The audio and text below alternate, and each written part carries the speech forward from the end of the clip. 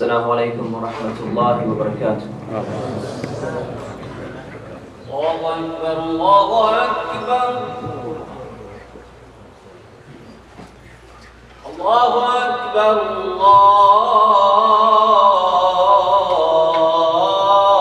الله أكبر أشهد أن لا إله إلا الله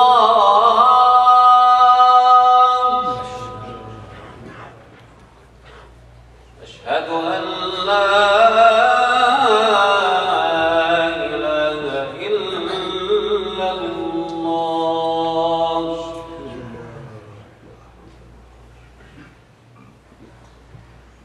أشهد أن محمدًا رسول الله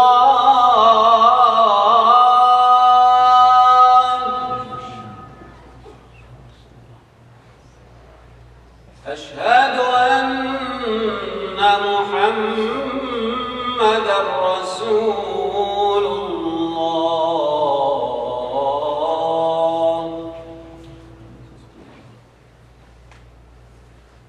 حي على الصلاة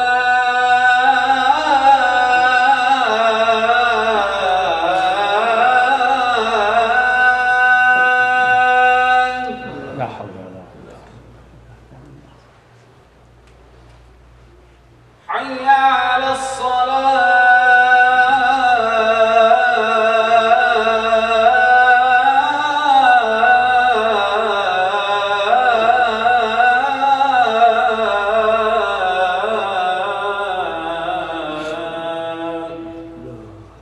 لا حول. حي على الفلاح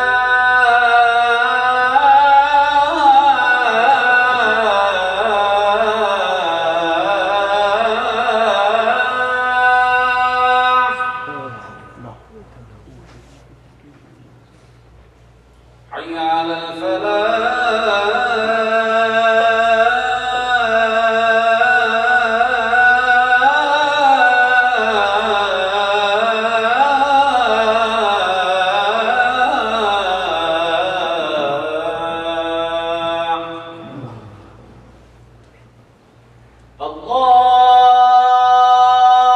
الله أكبر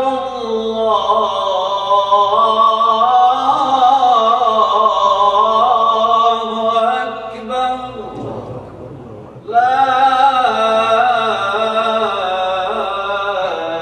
إله إلا الله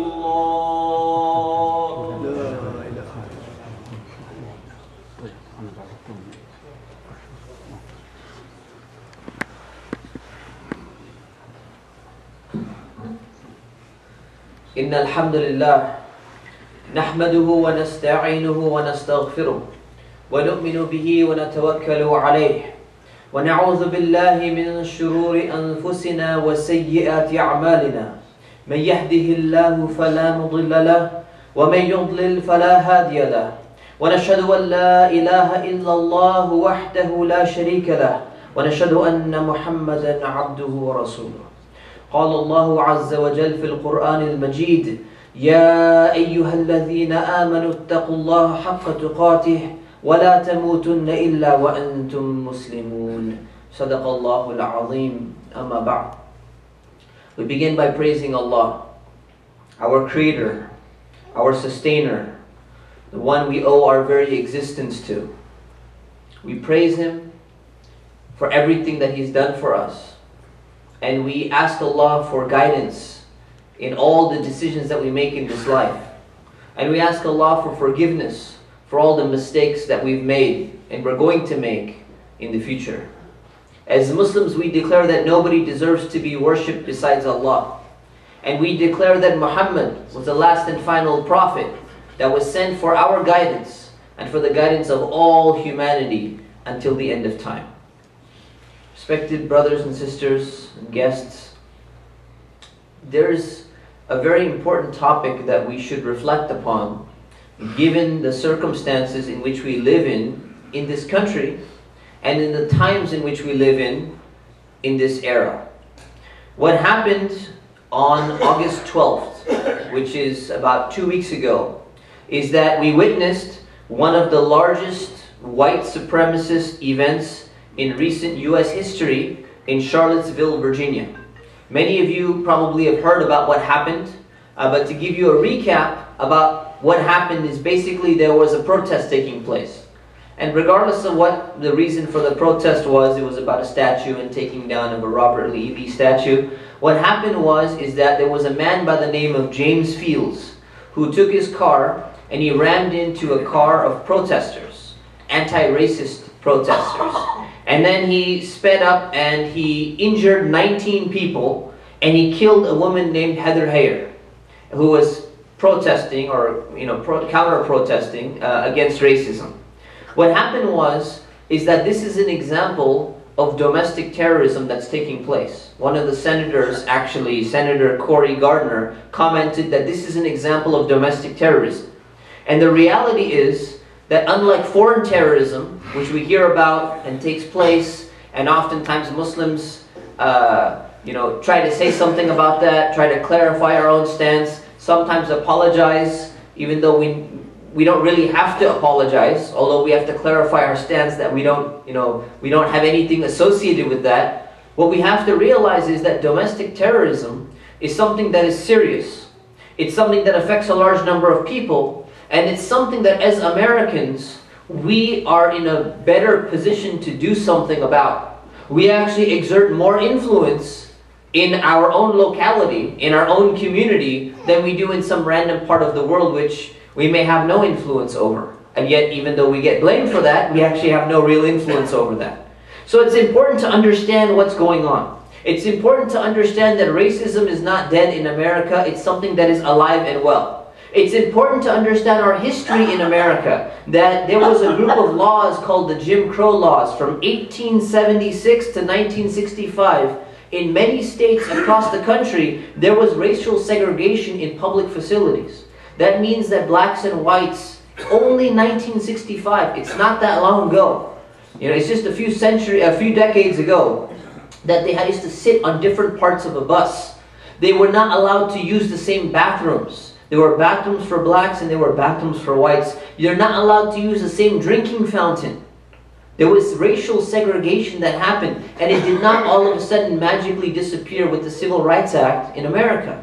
It's something that's there, and it's something that we as Muslims, one, we should be aware of, two, we should be concerned, because this is what Islam teaches us. It teaches us certain things about race and racism that we're going to talk about today. And number three, something that we should be more sensitive to, because we are experiencing a similar type of discrimination. Since 9/11 and since the increase in Islamophobia, we start to become more aware of these things. And we start to realize this affects people on a major level. This affects your wife, it affects your sister, it affects your brother, it affects you. When you go outside and people are looking at you because you're a Muslim in a different way, you realize what that does to your own psychology, that does to your own mindset. Well, imagine what people who are going through this have been going through this for a very long time. Imagine how it affects them. So we should reflect upon this.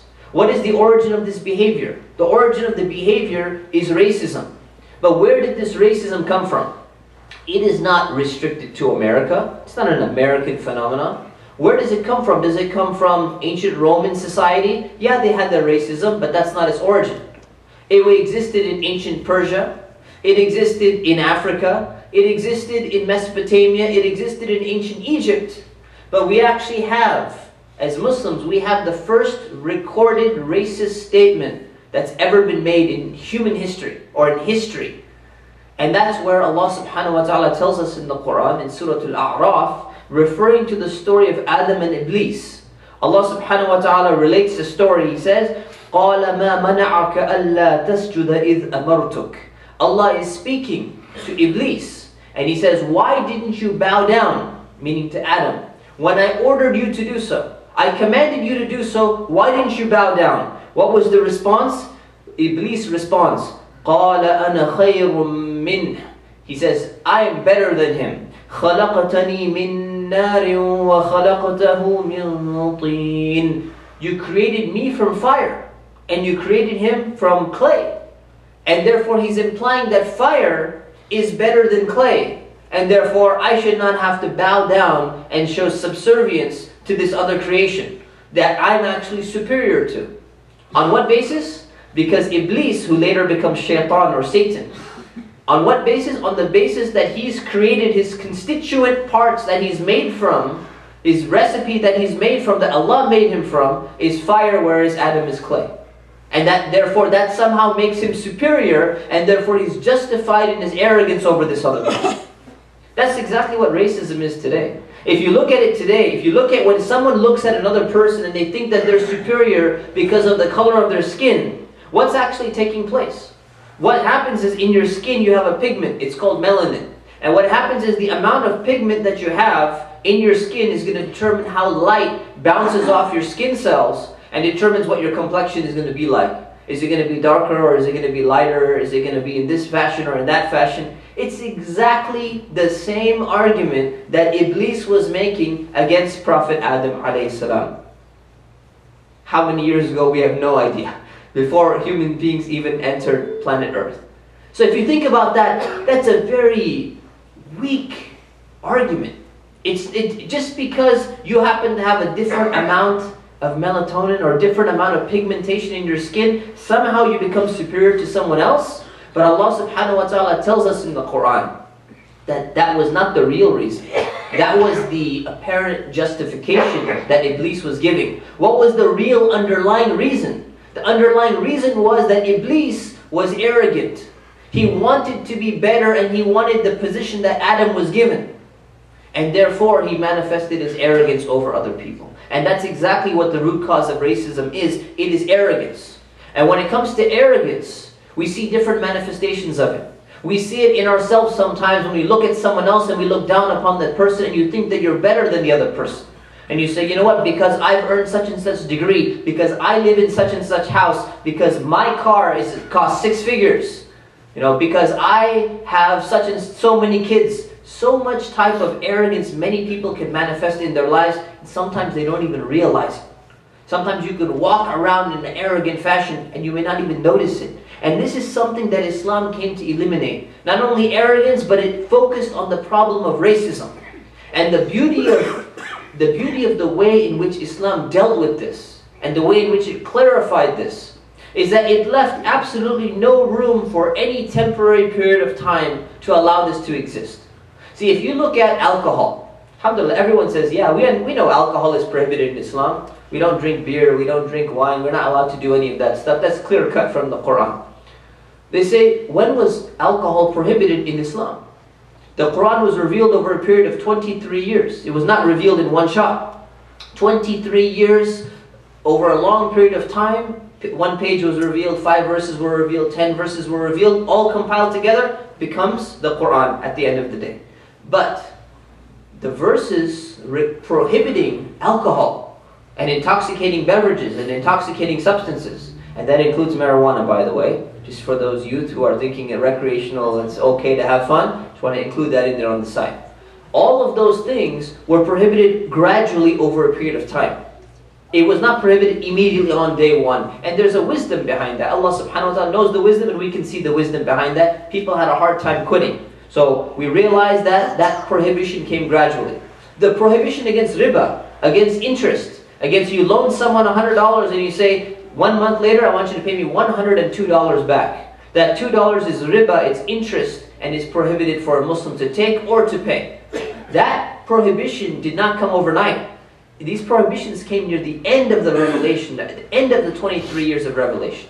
But when it came to racism, you don't see that. You don't see that as soon as the Muslims started praying in a group, the 5 daily prayers, or even the 2 prayers that they used to pray in the beginning. When Bilal was a Muslim from Abyssinia, from Ethiopia, from the African region, when he was a black Muslim, when he accepted Islam and they put him in the lines of prayer, did they say, you know what, we're going to have this gradual movement. You're going to start off in the 5th line because right now there's racism in ancient Arabia. We need to slowly bring you into the 4th line. We'll bring you up to the 1st line, and maybe someday you could become imam, but we're not there yet. No, from day one, as soon as the prayer was instituted, Bilal and all the other people, regardless of what their background was, regardless of what the skin color tone happened to be, they were going to be standing side by side in the prayer. There was no room for racism from day one, from the moment that the revelation of Islam came down. This was not something that was allowed to be gradual. Islam came to be very clear about that. So from the beginning it was clear, and at the end it was clear. The final farewell sermon of the Prophet Muhammad ﷺ, where he was speaking to over 100,000 Sahaba, over 100,000 companions who came for the final Hajj, the last Hajj that the Prophet ﷺ would perform. He gave a khutbah with over 100,000 attendees, and he said, this is maybe the last time you're going to hear from me, this large gathering. And he mentioned many points in that gathering, and one of the points that he said was, he said, remember that all mankind is from Adam and Eve.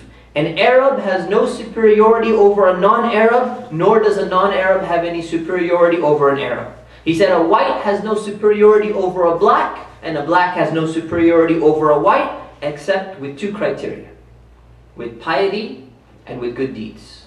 The only thing that differentiates human beings is the taqwa in their hearts, the piety, the righteousness, and their good deeds. But only Allah knows that.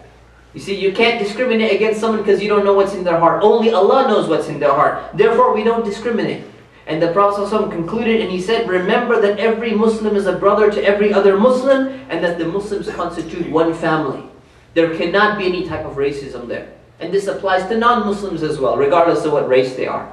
So when we understand that, we realize that this disease of racism is something that's deep-rooted.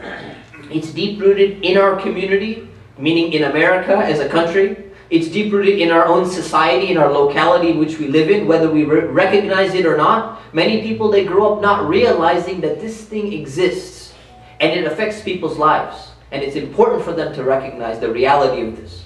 And the second thing is we have to realize that we see it within our own community as well, among Muslims as well. And it's not something that should be acceptable. And we need to be very clear about it, and we need to make sure that we're not falling into certain traps. So let me make a few points here. First of all, you will hear certain Muslims, and of course Muslims are not perfect. This is not a problem with Islam. It's a problem with certain individual Muslims.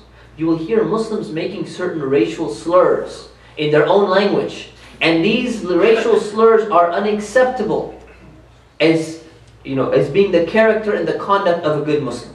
You hear people using words like in Urdu, like kallu, or words like abid in Arabic, referring to people of darker complexions, referring to certain things that they want to put somebody else down. You find that there's still a problem that when it comes to people getting married, forget the cultural thing. You want to marry from your own culture, or you want your kids to marry from your own culture, you have to first groom them on that. That's a big problem. That's a whole other issue. But within the same culture, people say, this person's complexion, my son can't marry this girl. Her complexion is like this, and his complexion is like this. Maybe she stayed out in the sun too long that day, or maybe he stayed out in the sun too long. No, this marriage is not going to be compatible because of the complexion. They're from the same tribe, they're from the same village, they speak the same language, they eat the same food, they have the same culture, but now because of the skin tone color, we have a problem all of a sudden. This is something that was not, this was something that the Prophet ﷺ was trying to remove from his companions, from the Muslims, even though it's deep-rooted in their hearts. It took some time to remove. People struggled with it, but we may be struggling with it as well. We need to be clear that this is not characteristic of Islam. We have young Muslims who listen to rap songs and all of that, and they start to imitate their favorite rap artists, and they call each other the N-word. And if they understood the origin of that, and the history of that, and what that really implies, they should not be using that word. No Muslim who wants to be a good Muslim, who wants to be a servant of Allah, should ever be using that word, knowing what it entails and what it means. It doesn't matter who Lil Wayne or 50 Cent or whoever it is using that word. It doesn't mean you're supposed to use that word. And we also have this idea of Muslim but separate. The idea of different masjids being built, and people going and building, this is a Syrian mosque, and this is an Afghani mosque, and this is a Pakistani mosque, and this is a Bangladeshi mosque. And alhamdulillah, one of the things that I hear from people all over, you see, when they come to America, one of the great things that they experience among the American Muslim community is that there's a lot more places which are very diverse and they're inclusive and they bring everyone together. And they say they realize the beauty and the power of Islam when they notice that.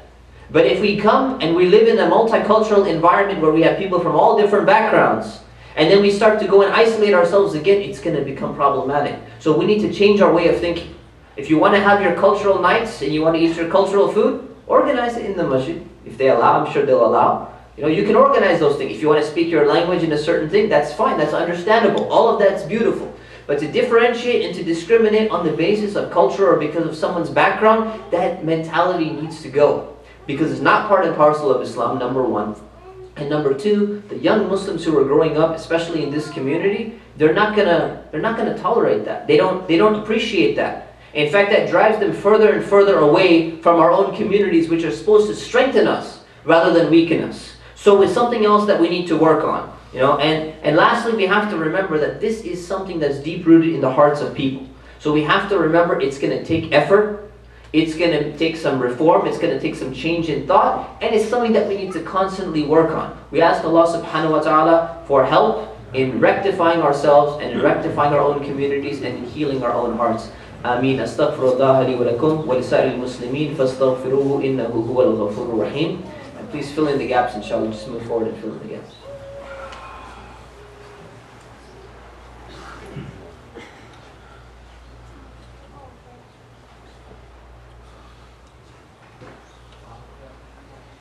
Alhamdulillah, Alhamdulillah, wassalatu wassalamu ala rasulillah, wa ba'd. Alhamdulillah, we talked about racism so far. We're also in a very important season, and we need to be aware of that season.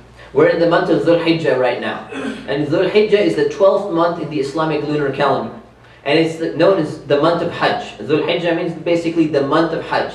Hajj is that pilgrimage that every single Muslim should be undertaking at least once in their lifetime to Mecca, to imitate what Prophet Ibrahim did and relive, you know, the spirit of Prophet Ibrahim and his family. So it's very important for us to understand what Dhul Hijjah is. The people who have been leaving for Hajj, some of your friends may have been going for Hajj. The first thing, it's important to remember that if you've not gone for Hajj and you're able to go financially and physically, then you need to go. It's not something that you just kind of delay to the last day. Say, yeah, if I live until I'm 70 and I have nothing else to do, then I'll go ahead for Hajj. You should start planning from now. This is not something we should take lightly. Especially those people who are now graduated from school, they have a job. Don't spend all your money on just car payments and, you know, vacations and all of that. Save up some money and actually make it to that Hajj journey, because it's a journey that's going to change your life. It's extremely rewarding. And it's an obligation from Allah subhanahu wa ta'ala if you can afford it. And Allah has blessed us to be able to actually be in an area where we have access to good jobs. So take that seriously. And don't think it's something that you just delay until you become old. This is not, you don't even, in fact, you don't want to perform Hajj when you're really old, because it's very difficult. It's not an easy journey. And you don't want to be the one sitting in the wheelchair where everyone else has to push you around. Trust me, people who delayed, they regretted that they delayed. So don't delay. The second thing is that the people who are going for Hajj, this season is not only special for them. There's something special for us as well. So these first 10 days of the month of Dhul Hijjah are considered to be special. And the Prophet ﷺ, he said that any actions, any deeds that are performed in this day are multiplied. They're multiplied. So it's like an extra credit season basically. Right? So anything you do that's a good deed, whether it's prayer, whether it's reading Quran, whether it's fasting, whether it's visiting people who are sick, whether it's, you know, studying some Islamic knowledge or feeding the poor or giving in charity, all of these deeds are multiplied, just like Ramadan. You know, and unfortunately it's sad that a lot of Muslims, they don't know about the month of Dhul Hijjah. Almost every Muslim knows about Ramadan. But when it comes to Dhul Hijjah, many people, they don't realize that these first 10 days of Dhul Hijjah that we're in right now are actually special and earn extra reward. I'll be honest, when I was growing up, I did not know Dhul Hijjah. Everyone knows Ramadan. I knew Ramadan. But I had no idea that there's this month called Dhul Hijjah where you're supposed to be doing something extra. All we know is all of a sudden, oh, tomorrow is Eid. Okay, we got to go for Eid. You know, let's dress up really nice, and, you know, maybe rent a really nice car or something and just look cool and go there and just celebrate Eid. There's more to it than that. So we need to understand these first 10 days of Dhul Hijjah, we should inform other people. You should tell your friends, you should tell your family, you should encourage your kids to do extra good deeds during this time. If you can fast, do some extra fasting. If you can give charity, give some extra charity. You can read more Quran. Come to the masjid more often. But there's something even more special among these 10 days, and that is the 9th day of Dhul Hijjah, the day before Eid. Eid is going to be on Friday, inshallah, as Sheikh Tariq was mentioning. So on Thursday, which is the 9th of Dhul Hijjah, it's known as the day of Arafah. The day of Arafah is the day where all the people who are at Hajj, they're standing in a plain outside of Mecca known as Arafah. And that day is special. Not just for them because they're standing there, but special for us because we get extra reward for fasting on this day. So this fast was something highly, highly encouraged by the Prophet ﷺ. So in these first 10 days, and these basically the first 8 days of Dhul Hijjah, it's recommended to fast. On the 9th of Dhul Hijjah, which is Thursday, coming up Thursday, it's highly, highly recommended to fast. And it's going to be, that fast was described by the Prophet ﷺ as being an expiation for the sins of the previous year and the following year. It's a very important fast. So if you can do that, people should try and get their family, maybe organize iftar with some of your friends. It's really important to fast on that Thursday coming up. And then the following day is the 10th of Dhul Hijjah, which is the day of Eid, or Eid al-Adha, the festival of sacrifice. This is the second Eid that we have. And Eid is going to be celebrated, as the Sheikh mentioned, it's going to be celebrated here and in other places. They'll make announcement for that. But that festival is important.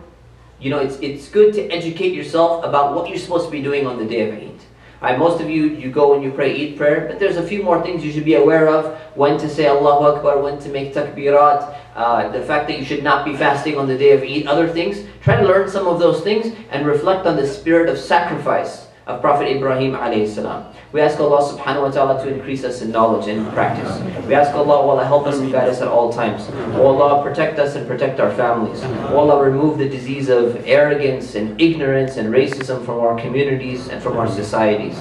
O Allah, help us to be in control of our own hearts and our own souls. O Allah, only allow us to do that which would please you and keep us away from doing anything which would displease you. O Allah, help us and guide us at all times and in all things we do. Ameen. Subhana rabbika rabbil izzati amma yasifun. Wa salamun ala al-mursaleen. Walhamdulillahi rabbil alameen.